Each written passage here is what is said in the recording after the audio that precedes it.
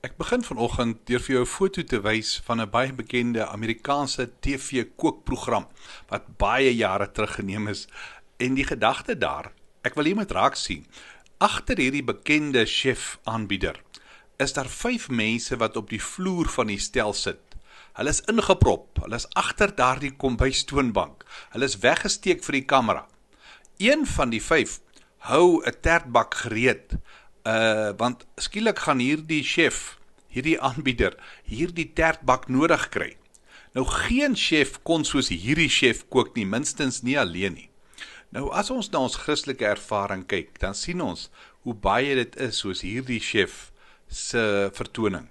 Kyk, die Here wil nooit hê ons moet dinge alleen doen nie. Hy wil nie hê ons moet in isolasie optree nie.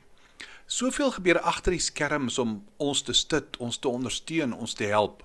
Ons was nooit bedoel om die kookprogram alleenig te kan doen nie. Trouwens, die Here roep ons, hy beveel ons om as sy liggaam te funksioneer. Hy sê, dra mekaar se laste en vervul so die wet van Christus. Dis Galasiërs 6 vers 2. Waarom? Want ons is regtig een liggaam. Want soos ons in een liggaam baie lede het, en nie die lede almal dieselfde funksie het nie, skryf Paulus in Romeine 12 vers 4 en 5, is ons lede van mekaar. Nou hierdie chef op die foto, sy naam was Julia Childs, en sy het die wêreld se bekendste Franse chef geword, maar sy het dit nie in 'n vakuum geword nie. Dit mag dalk haar hande gewees het waarop die kamera gefokus het, terwyl sy die potte geroer het en die bestanddele geklits het en die deeg geknie het, maar agter haar, oral, om haar, onder haar, was 'n hele leer van medewerkers, mense wat haar gehelp het om alles te kan wees wat sy kon wees. Ons word nie minder geroep om mekaar te ondersteun nie. Soms loop ons langs mekaar, partykeer loop ons agter mekaar, onder mekaar.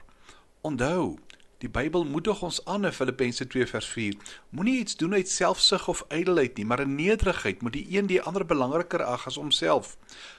Julle moet nie na julle eie belange omsien nie, maar ook aan die belange van ander. Dieselfde gesindheid moet daar aan julle wees wat aan Christus Jesus was. Hy wat in die gestalte van God was, het dit nie as iets beskou waaraan hy moes vashou nie, maar het hom verneder deur die gestalte van 'n diensknegt aan te neem.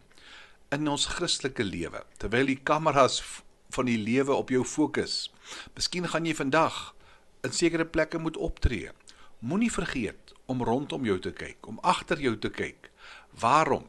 Want jy leef nie in 'n vakuum nie. 2 is beter as 1, sê Prediker 4 vers 9 tot 12. Dan het jy 'n goeie beloning. As een val, sal die een sy maat optel. Maar as jy alleen is daar niemand om jou op te tel nie. Verder as 2 saam lê, bly hulle warm. Maar hoe kan een alleen warm bly?